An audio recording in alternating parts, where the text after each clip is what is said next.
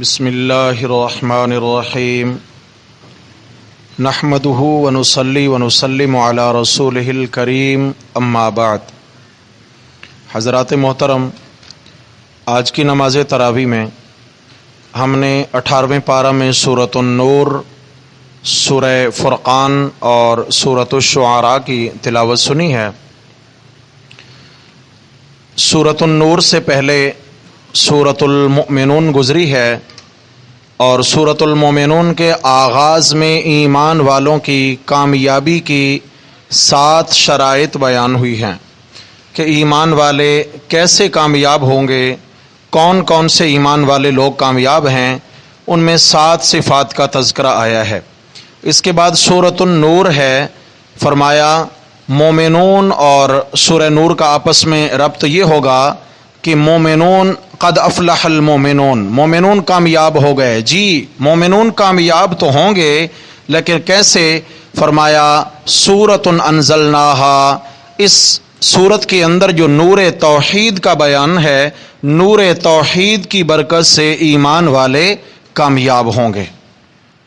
پھر پچھلی سورت کے آغاز کے اندر ہی ایمان والوں کی کامیابی کے اصولوں میں حیا کو بطور خاص بیان کیا گیا کہ ہر وہ مومن کامیاب ہے جو حیا دار ہے، جس کے دل میں حیا ہے اور وہ بے راروی کا شکار نہیں ہوتا۔ سورہ نور کے آغاز میں اللہ رب العزت نے مومنین کی کامیابی کے لیے کچھ احکامات بیان فرمائے ہیں۔ سب سے پہلا حکم جو بیان کیا، فرمایا بے حیائی پہ اگر معاشرے میں قابو پا لیا جائے تو وہ معاشرہ، مومنین کا معاشرہ کامیاب ہو جاتا ہے۔ کیسے اس بے حیائی اور بے راروی کے پہ قابو پایا جا سکتا ہے؟ فرمایا خدا نخواستہ اگر کوئی غلط کاری والا جرم کریں کوئی مرد و عورت تو ان کو بر وقت سزا دے دی جائے، شرعی اعتبار سے سزائیں مقرر ہیں۔ آیت نمبر 2 میں فرمایا الزانیۃ والزانی فاجلدوا کل واحد منہما 100 جلدہ، بدکاری کرنے والی عورت اور بدکاری کرنے والا مرد اگر یہ بدکاری کریں تو ان میں سے ہر ایک کو 100 کوڑے مارے جائیں، اور 100 کوڑے مارتے وقت بطور خاص خیال رکھا جائے وَلَا تَأْخُذْكُمْ بِهِمَا رَأْفَةٌ فِي دِينِ اللَّهِ، اللہ کے حکم کے معاملے میں نرمی کا برتاؤ نہ کیا جائے۔ ایسا نہیں ہے کہ ٹھیک ہے جی یہ تعلق والے ہیں تو نرمی کا برتاؤ یہ ہے 100 کی بجائے 50 کوڑے مار کے فارغ کر دو، یا نرمی کا برتاؤ یہ ہے کہ کوڑے جو سختی سے مارنے تھے وہ ہلکے ہلکے لگا کے معاملہ فارغ کر دیا جائے، یا نرمی کا معاملہ یہ ہے کہ بالکل ہی ان کو سزا سے مستثنا قرار دیا جائے۔ فرمایا لا تأخذکم بہما رأفۃ فی دین اللہ، دین اللہ اے فی حکم اللہ، اللہ کے اس سزا والے حکم کے اندر نرمی مت برتو۔ کیوں؟ وہ اللہ تبارک و تعالی جو ساری کائنات سے بڑھ کر رحمان و رحیم ہے، یہ قانون اسی رحمان و رحیم کا بنایا ہوا ہے۔ پھر فرمایا کہ تم اللہ کے حکم پر تبھی عمل پیرا ہو سکتے ہو ان کنتم تؤمنون باللہ والیوم الآخر، اللہ پر اور آخرت پر یقین ہوگا تو کام بنے گا، ورنہ نہیں، ورنہ تو پروپیگنڈے ہو جاتے ہیں۔ جی دیکھو اسلام تو بڑی شدت کا دین ہے، اسلام کے اندر بہت سختی ہے، اسلام جی چور کے ہاتھ کٹوا دیتا ہے، اسلام جناب قاتل کی گردن اڑا دیتا ہے، یہ دیکھو جی شرابی کو کوڑے لگا دیے گئے، بادشاہ اسلام میں آزادی نہیں ہے۔ نہیں، فرمایا اللہ اور اس کے رسول، اللہ پر اور آخرت کے دن پر اگر ایمان ہو تو پھر اللہ کے حکموں کو تسلیم کرنا بہت آسان ہے۔ اعتراض وہی اٹھاتے ہیں جن پر فی الحقیقت اللہ اور آخرت پر ایمان نہیں ہوتا ہے۔ اور دوسری شرط لگائی کہ جب سزا دینے لگو وَلْيَشْهَدْ عَذَابَهُمَا طَائِفَةٌ مِّنَ الْمُؤْمِنِينَ، ایمان والوں کا ایک مجمع لگاؤ۔ فرمایا بند کمرے میں کوڑے نہ مارو، ایک مجمع لگاؤ تاکہ لوگ آ کر دیکھیں اور اس سے عبرت حاصل کریں۔ یہاں تک پہلا قانون بیان کیا۔ پھر آگے فرمایا کہ معاشرے سے اگر بدکاری کا خاتمہ چاہتے ہو تو اپنے گھروں میں رشتے کے اعتبار سے ان خواتین کا انتخاب کرو جو حیا دار ہیں، اور اپنی بیٹیاں دیتے وقت ان دامادوں کا انتخاب کرو جو حیا دار ہیں۔ فرمایا دنیا نہ دیکھیں، قوم قبیلہ دیکھنے کی ضرورت نہیں ہے. اگر رشتے کے معاملے میں دیکھنا ہے تو صرف دین دیکھنا ہے, اور دین میں بطور خاص کیا ہے؟ حیا کو ملحوظ خاطر رکھا جائے. الزانی لا ينکح الا زانیۃ او مشرکہ. فرمایا بدکاری کرنے والا جو مرد ہے اگر اس کو شادی کرنا ہو تو یا تو اپنے جیسی کوئی بد کردار تلاش کرے یا پھر کوئی شرک کرنے والی مشرکہ تلاش کرے. ایسے ہی آگے چل کے فرمایا وَالزَّانِيَةُ لَا يَنْكِحُهَا إِلَّا زَانٍ اور مشرک. اگر کوئی بد کردار عورت شادی کا ارادہ کرے تو پھر اپنے جیسا کوئی بد کردار مرد ڈھونڈے یا کوئی شرک کرنے والا مشرک اس کا انتخاب کرے. کیوں میرے بھائیوں؟ وجہ یہ ہے کہ زانی اور مشرک کو آپس میں اس لیے جوڑا جا رہا ہے کہ بدکاری کرنے والا مرد ہو یا عورت ہو, ان کا بھی ایک حلال کے راستے پر گزارا نہیں ہوتا, اس لیے جگہ جگہ منہ مارنے کے عادی ہوتے ہیں. اور مشرک کا ایک اللہ پر گزارا نہیں ہوتا, وہ بھی در در پہ اپنا ماتھا جھکانے کا عادی ہوتا ہے. فرمایا وہ بھی در در کا ہے, یہ بھی در در کا ہے. مومن جو ہوتے ہیں وہ ایک در کے ہوتے ہیں. وَحُرِّمَ ذَلِكَ عَلَى الْمُؤْمِنِينَ. فرمایا کہ ان سے نکاح کرنا ممنوع ہے ایمان والوں کو, کہ بھئی ایسی خواتین کو گھر میں بیاہ کے مت لاؤ, ایسے گھروں میں بیٹیوں کو بیاہ کے مت بھیجو, اس لیے کہ پھر وہاں خصلت کا اثر آ جاتا ہے, مجلس اور معاشرے اور ماحول کا اثر آ جاتا ہے. اور آگے قانون بیان کیا وَالَّذِينَ يَرْمُونَ الْمُحْصَنَاتِ. فرمایا پیچھے تو پڑھ آئے کہ اگر کوئی بدکاری کرے عملاً اور اس پر بدکاری ثابت ہو جائے تو سزا دی جائے. غیر شادی شدہ ہیں تو 100 کوڑے لگائے جائیں, شادی شدہ ہیں تو پتھر مار مار کے سنسار کر کر موت کے گھاٹ اتار دیا جائے. لیکن آگے یہ اشارہ کیا گیا کہ بسا اوقات لوگ اگر کسی سے انبن ہے اور اس پر تہمت لگا دیں اور اسے کہیں کہ اس نے بدکاری کی ہے اور اس کو اتنی بڑی سزا دلوا دیں, پھر کیا بنے گا؟ تو قرآن مجید نے کہا کہ اگر کوئی کسی پر جھوٹی تہمت لگائے گا تو اس کے لیے بھی شریعت نے بند باندھا ہے. فرمایا والذین یرمون المحصنات, جو پاک دامنہ عورتوں پہ تہمت لگائیں, ثم لم یأتوا باربعۃ شہداء. فرمایا ان سے 4 گواہوں کا مطالبہ کیا جائے کہ بھئی تم 4 گواہ لاؤ, کہ 4 گواہ گواہی دیں جنہوں نے آنکھوں سے ان کو اس فعل میں مبتلا دیکھا ہو. اگر وہ ایسا نہیں کر سکے, 4 گواہ نہیں لائے, فجلدوہم 80 جلدۃ. فرمایا بہتان لگانے والوں کو اسی طرح 80 کوڑے لگائے جائیں, سرے محفل لوگوں کے بیچ ان کو 80 کوڑے لگائے جائیں. اللہ اکبر. یہاں تک بات پھر ختم نہیں کی. فرمائے جس نے آج کسی پر بہتان لگایا جھوٹا, اس بہتان لگانے والے سے ہمیشہ کے لیے اعتماد شریعت نے اٹھا لیا. اور آگے کیا فرمایا؟ وَلَا تَقْبَلُوا لَهُمْ شَهَادَةً أَبَدًا. آئندہ اگر یہ بہتان تراش کسی معاملے میں گواہ بن کے آئیں تو اس کی گواہی کو بھی رد کر دیا جائے.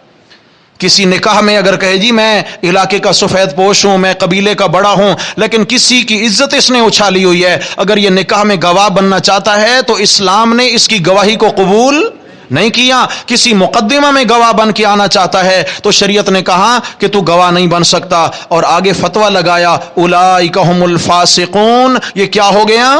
یہ فاسق ہے, حد سے نکل گیا. یا اللہ توبہ کا دروازہ تو کھلا ہے. فرمایا ہاں الا الذین تابوا من بعد ذلک, مگر وہ لوگ جو توبہ کر لیں بعد اس کے, واصلحوا اپنی اصلاح کر لیں, فإن اللہ غفور الرحیم, اللہ بخشنے والا مہربان ہے. توجہ فرمانا. فرمایا جو بہتان لگانے کے بعد سزا کھانے کے بعد سچی توبہ کر لے اس کا گناہ تو معاف ہے, مگر گواہی پھر بھی قابل قبول نہیں. گناہ معاف ہو گیا لیکن گواہی پھر بھی قابل قبول نہیں ہے. اور اس کے بعد پھر آگے چوتھا اصول بیان کیا معاشرے سے بے حیائی کا خاتمہ کیسے ہو سکتا ہے. فرمایا کہ یہ تو عام لوگ ہیں جو بہتان لگا دیتے ہیں. میاں بیوی جو ایک گھر میں رہتے ہیں وہاں کسی اور کا آنا جانا بھی نہیں ہے.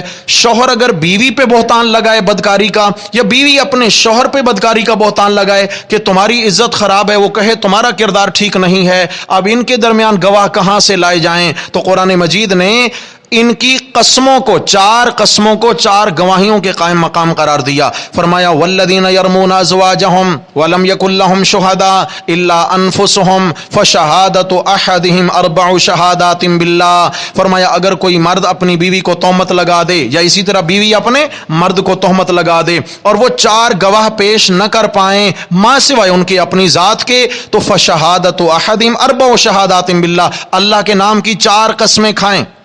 مثلاً جی شوہر نے بیوی پہ بہتان لگایا، کہے اللہ کی قسم اس نے یہ فعل کیا ہے، اللہ کی قسم، اسی طرح 4 مرتبہ کہے والخامسۃ ان لعنۃ اللہ علیہ ان کان من الکاذبین، 5ویں بار کہے اگر میں جھوٹا ہوں تو مجھ پہ اللہ کی لعنت۔ اسے مسئلہ لعان کہا جاتا ہے، مسئلہ لعان، میاں بیوی کے درمیان تنازع حل ہونے لگا ہے۔ فرمایا اگر اسی طرح پھر بیوی کی طرف، یعنی شوہر نے گواہی دے دی، 4 قسمیں کھائیں کہ بیوی کا کردار ٹھیک نہیں ہے، اور 5ویں بار اپنے خلاف لعنت کا اقرار کیا کہ اگر میں جھوٹا تو مجھ پر لعنت۔ اب یوں نہیں کہ شریعت کہے جی ٹھیک ہے اب اس عورت کو سنسار کر دو، نہیں، وَيَدْرَوْ عَنْهَا الْعَذَابَ أَن تَشْهَدَ 4 شہادات بِاللَّهِ، اس عورت سے سزا اس صورت میں ٹل سکتی ہے کہ وہ بھی 4 بار قسم کھائے، وہ کہے اللہ کی قسم میں پاک دامن ہوں، میرا شوہر کا دعویٰ ٹھیک نہیں ہے، 4 بار یہ قسم کھائے، اور 5ویں بار کہے ہاں انہ لمن الکاذبین، 4 بار قسم کھا کے کہے کہ میرا شوہر جھوٹ بول رہا ہے، والخامسۃ ان غضب اللہ علیہا ان کان من الصادقین، 5ویں بار کہے مجھ پر اللہ کا غضب اترے اگر میرا شوہر سچا ہو تو۔ سمجھ آ گئی ہے؟ یہ کیا ہوا؟ وہاں بھی 5 مرتبہ قسم، یہاں بھی 5 مرتبہ، 4 قسمیں اور 5واں لعان آ گیا۔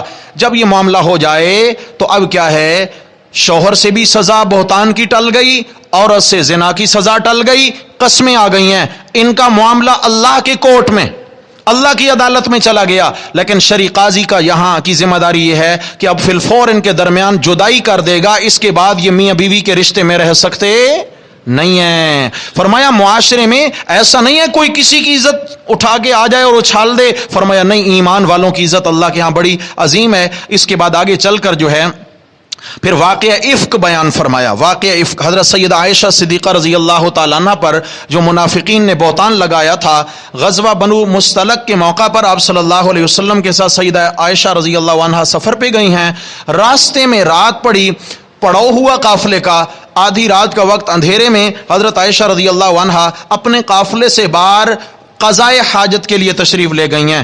آپ علیہ السلام کو بیدار نہیں کیا، قضائے حاجت کے لیے تشریف لے گئیں، وہاں قضائے حاجت کے لیے جا کر بیٹھی ہیں، ادھر سے آپ علیہ الصلوۃ والسلام اٹھے اور قافلے کو فی الفور روانگی کا حکم دے دیا۔ صحابہ کرام نے وہ ہودج اٹھایا جس میں آپ علیہ السلام کی ازواج ہوتی تھیں، ہودج اٹھایا اور اونٹ پہ رکھ دیا، اور اس کے بعد کیا ہے، قافلہ وہاں سے روانہ ہو گیا۔ چونکہ حضرت عائشہ فرماتی ہیں ہم چونکہ بہت ہلکی پھلکی بدن کی ہوا کرتی تھیں، صحابہ کو پتہ ہی نہیں چلا کہ اندر ہیں یا نہیں، آپ صلی اللہ تعالی علیہ وسلم نے روانگی کا حکم ارشاد فرما دیا۔ کون کون سو رہے ہیں بھائی؟ جاگ رہے ہیں؟ تو پھر مسئلہ تو میرا خیال ہے اس سے بڑی دلیل اور کیا ہو سکتی ہے کہ آپ صلی اللہ تعالی علیہ وسلم اگر پردوں میں سے دیکھتے ہوتے، عالم الغیب ہوتے، تو حضرت عائشہ رضی اللہ تعالی عنہا کو اس ہودج میں موجود تصور کر کر کبھی قافلے کو روانگی کا حکم نہ دیتے۔ معلوم ہوا پردوں میں سے دیکھنا یہ کس کی صفت ہے؟ نہیں بولتے بھائی، غیب جاننے والا کون ہے؟ اس واقعہ نے عقیدہ توحید بھی سمجھا دیا۔ فرمایا مومنون کامیاب ہوں گے مگر نور توحید سے، اپنے دل کو توحید اور ایمان سے جگمگانا ہوگا۔ حضرت عائشہ رضی اللہ عنہ واپس آئی ہیں، دیکھا کوئی نہیں، قافلہ، دانائی کا مظاہرہ کیا، وہیں بیٹھ گئیں کہ اللہ کے نبی جب میری عدم موجودگی پائیں گے تو یہیں کسی کو بھیجیں گے۔ صبح ہو گئی، حضرت عائشہ فرماتی ہے میری آنکھ لگ گئی، میں لیٹی تھی، آپ علیہ السلام ایک صحابی کو پیچھے چھوڑتے تھے کہ کوئی قافلے کی گری پڑی چیز اگر ملے تو وہ اٹھاتے آئیں، اور کوئی جانور رہ جائے، کوئی بندہ رہ جائے، لیتے ہو، قافلہ ہے، رات ہے۔ حضرت صفوان رضی اللہ عنہ پیچھے تھے، حضرت صفوان فرماتے ہیں میں آ رہا تھا، اپنے اونٹ پہ سوار تھا، میری نظر پڑی کوئی بندہ ہے، قریب آیا تو حضرت عائشہ رضی اللہ عنہ کے چہرے سے پردہ ہٹا ہوا تھا، سو رہی تھیں۔ فرماتے چونکہ پردے کے حکم سے پہلے میں نے حضرت عائشہ کو دیکھا ہوا تھا، میں فوراً پہچان گیا اور میں نے اونچی آواز سے کہا انا للہ و انا الیہ راجعون، چونکہ یہ بڑی پریشانی کا معاملہ تھا۔ آقا علیہ السلام کی زوجہ مقدسہ قافلے سے بچھڑ گئی ہیں۔ حضرت عائشہ فرماتی ہیں میں جلدی سے اٹھی، اپنا پردہ درست کر لیا۔ حضرت صفوان نے یہی ایک جملہ کہا جو میں نے سنا، انا للہ، جملہ ترجیح۔ اس کے بعد انہوں نے مجھ سے کوئی بچھڑنے کی وجہ نہیں پوچھی، اونٹ بٹھایا، خود ادھر رخ کر کے کھڑے ہو گئے، میں سوار ہو گئی، پیدل چلتے رہے۔ تا وقت کہ ہم قافلے میں آ کر شامل ہو گئے۔ منافقین کو پتہ چلا کہ یہ کچھ ہوا ہے تو انہوں نے بہتان لگا دیا کہ حضرت عائشہ رضی اللہ عنہ نعوذ باللہ خاکم بدون، یہ جان بوجھ کر حضرت صفوان کی ملاقات کے لیے پیچھے رہ گئی ہیں، ان کا ان سے تعلق ٹھیک نہیں ہے۔ 1 مہینہ تک رسول اللہ صلی اللہ علیہ وسلم پریشان رہے، منافقین مدینہ میں طوفان بدتمیزی مچاتے رہے، اور آپ صلی اللہ علیہ وسلم کبھی کس صحابی سے کبھی کسی سے مشورہ کریں۔ حضرت عائشہ فرماتی ہیں مجھے کچھ بھی پتہ نہ تھا کہ باہر کیا چل رہا ہے، لیکن اتنا تھا کہ آپ علیہ السلام کا رویہ تھوڑا سا چینج ہو گیا مجھ سے۔ ایک ہوتا ہے نا پہلے جو چاہت تھی اب وہ کم ہونے لگی، میں پریشان۔ اسی اسنا میں مجھے تیز بخار آیا، آپ علیہ السلام آتے دروازے میں کھڑے ہو کر پوچھتے عائشہ طبیعت کیسی ہے، اس کے بعد آپ تشریف لے جاتے، ورنہ آپ علیہ السلام کو تو انتہا کی محبت تھی حضرت عائشہ سے۔ حضرت عائشہ فرماتی ہیں کہ آپ علیہ الصلوۃ والسلام کے اس رویے کی وجہ سے مجھے اور زیادہ پریشانی لاحق ہوتی۔ کیا ہے؟ بالآخر میں نے آپ علیہ السلام سے ایک دن اجازت چاہی، اجازت ہو تو میں میکے گھر چلی جاؤں؟ آپ نے فرمایا ہاں چلی جاؤ۔ خیال تھا کہ آپ تو کبھی نہیں جانے دیں گے، آپ نے فرمایا چلی جاؤ۔ میں چلی گئی، گھر پہنچی، میری پھپھو آئیں، چونکہ ہمارے گھروں میں واش روم نہیں ہوا کرتے تھے، رات کو باہر نکلی قضائے حاجت کے لیے، تو چلتے چلتے میری پھپھو کا پاؤں کہیں الجھ گیا، وہ گر پڑی تو فوراً بد دعا دی اپنے بیٹے مستہ کو، تائسا مستہ، کہ مستہ تیرا ستیہ ناس ہو جائے، اپنے بیٹے کو، میرے بیٹے مستہ کا ستیہ ناس ہو جائے۔ تو میں نے کہا پھپھو یہ کیا آپ نے اتنا بڑا سخت جملہ بول دیا، تیرا بیٹا مہاجر ہے، ایمان والا ہے، صحابی رسول ہے، اور آپ نے بد دعا دے دی۔ نے کہا آپ کو پتہ نہیں میرا بیٹا تیرے بارے کیا کہہ رہا ہے؟ نہیں، کہ منافقین نے یوں بہتان لگایا آپ پر، اور میرا بیٹا بھی جو ہے نا وہ بھی ان کی ہاں میں ہاں ملا کہ ہاں جی شاید ایسا ہو، شاید ایسا۔ حضرت عائشہ فرماتی ہیں مجھ پر تو جیسے زمین تنگ ہو گئی اور مجھے قضائے حاجت بھول گئی، میں وہیں سے واپس دوڑی، گھر آئی، اوندے منہ بستر کے گری، ہچکیاں لے کے روتی رہی۔ میری ماں مجھے تسلیاں دیتی رہی، لیکن کوئی یہ تسلی والی بات تھی؟ 1 مہینہ بیت گیا، آپ صلی اللہ علیہ وسلم صحابہ کرام سے مشورہ لیتے ہیں، حضرت صدیق اکبر رضی اللہ عنہ سے مشورہ، صدیق بتاؤ میری عائشہ کے بارے آپ کا کیا خیال ہے؟ تو حضرت صدیق کہتے ہیں یا رسول اللہ، ایک باپ اپنی بیٹی کے متعلق جو کہہ سکتا ہے میں وہی کہوں گا، عائشہ میری بیٹی ہے، میں اور کیا رائے دے سکتا ہوں؟ حضرت عثمان رضی اللہ عنہ سے پوچھا گیا، حضرت عثمان عرض کرتے ہیں یا رسول اللہ، جب سے میں نے ایمان قبول کیا ہے 2 باتوں کا بطور خاص میں نے لحاظ رکھا، جس ہاتھ کے ذریعے آپ کے ہاتھ پر بیعت کی ہے، اس ہاتھ کو کبھی میں نے اپنے ستر کے قریب نہیں جانے دیا، اور دوسرا کبھی میں نے آپ کے بدن پر، آپ کے بستر پر، آپ کے لباس پر کسی گندی مکھی کو بیٹھتے ہوئے نہیں دیکھا۔ یا رسول اللہ، جو رب آپ کے بستر کے قریب گندی مکھی کو نہیں آنے دیتا، اگر عائشہ کا دامن داغدار تھا تو عائشہ کو آپ کے نکاح میں کیسے آنے دیا؟ آپ علیہ الصلوۃ والسلام نے حضرت بریرہ سے، اپنی بیویوں سے وغیرہ سب سے مشورہ لیا، حضرت علی سے بھی لیا، آخر میں حضرت عمر رضی اللہ عنہ سے رائے لی، عمر آپ کا کیا خیال ہے؟ حضرت عمر رضی اللہ عنہ عرض کرتے ہیں یا رسول اللہ، آپ کے سوال کا جواب بعد میں، پہلے ایک سوال میرا ہے، آپ جواب دیجئے، یہ رشتہ کس نے کروایا تھا؟ ہم بھی کہتے ہیں نا بھائی یہ جو معاملات ہیں بھائی کوئی بیچ میں بڑا بھی تھا، کون تھا، کس نے یہ رشتہ کرایا؟ آپ علیہ السلام نے، صحیح بخاری میں حدیث ہے، آپ نے فرمایا میں ایک رات سو رہا تھا، جبریل امین میرے خواب میں آئے، ان کے ہاتھ میں سونے کا تھال تھا، اس کے اندر ریشم کے کپڑے میں لپٹی ہوئی کوئی چیز تھی، اور جبریل امین آئے اور عرض کیا یا رسول اللہ، اللہ نے آپ کے لیے یہ تحفہ بھیجا ہے، اسے قبول فرمائیے۔ میں نے جب اسے کھولا تو اندر حضرت عائشہ رضی اللہ عنہ کی تصویر تھی، حضرت عائشہ کی تصویر تھی، یعنی اللہ نے آپ کے لیے عرشوں سے یہ رشتہ منتخب کیا ہے کہ آپ کو پسند ہے۔ جبریل، اے عمر، یہ رشتہ تو میرے رب نے عرشوں سے کروایا ہے۔ حضرت عمر عرض کرتے ہیں یا رسول اللہ، جب ہم اپنے بیٹوں کا کہیں رشتہ کرنے لگتے ہیں تو ہم ہر لحاظ سے چھان بین کرتے ہیں، لڑکی کیسی ہے، اس کے ماں باپ کیسے ہیں، اس کا خاندان کیسا ہے، ان کے پڑوس سے پوچھو، رشتہ داروں سے پوچھو۔ اللہ رب العزت عالم الغیب ہیں، آپ کا عائشہ سے رشتہ بھی کرا دیا، اور عائشہ کے کردار کے متعلق نعوذ باللہ کیا اللہ کو علم بھی نہ تھا؟ یہ کیسے ہو سکتا ہے؟ یہ کیسے ہو سکتا ہے؟ سبحانک ھذا بہتان عظیم، آیت نمبر 16 میں، سبحانک، میرا اللہ پاک ہے، ایک یہ معنی عیبوں سے پاک ہے، اور کسی خدا نہ خواستہ اس طرح کے کردار والی عورت کا اپنے نبی کے لیے انتخاب کرنا، یہ تو اللہ کے علم کا عیب ہے، اور اللہ عیبوں سے پاک ہے. ہذا بہتان عظیم، یہ بہت بڑا بہتان ہے. دوسرا معنی سبحانک، یا رسول اللہ آپ عیبوں سے پاک ہیں. جب آپ عیبوں سے پاک ہیں تو آپ کی زوجہ بھی عیبوں سے پاک ہے، اور یہ بہتان ہے. آپ صلی اللہ علیہ وسلم کو عمر نے یہ رائے دی، میرے رب نے انہی الفاظ کو قرآن بنا کے نازل فرما دیا. آج جو لوگ کہتے ہیں جی یہ 20 تراویح حضرت عمر رضی اللہ تعالیٰ عنہ نے شروع کی، ہم کیوں پڑھیں؟ ان کو حیا آنی چاہیے. حضرت عمر فاروق وہ ہستی ہیں 22 مرتبہ زمین پہ بولے ہیں اللہ نے عرشوں سے قرآن بنا کے نازل کیا ہے. عمر کوئی معمولی ہیں؟ عمر میرے نبی کے دین کو بدلیں گے کیا؟ نہیں، عمر رضی اللہ عنہ میرے نبی کے دین کے پہرے دار ہیں، چوکی دار ہیں. کیا ہیں بھائی؟ پہرے دار ہیں. آگے چلیے، آپ علیہ السلام وہاں سے گئے. میں یہ چونکہ واقعہ سنانا ضروری ہے، بیچ میں مسئلہ حل ہو جائے گا. آپ علیہ السلام وہاں تشریف لے گئے حضرت صدیق اکبر کے گھر رضی اللہ عنہ. پوچھا کہ عائشہ کہاں ہیں؟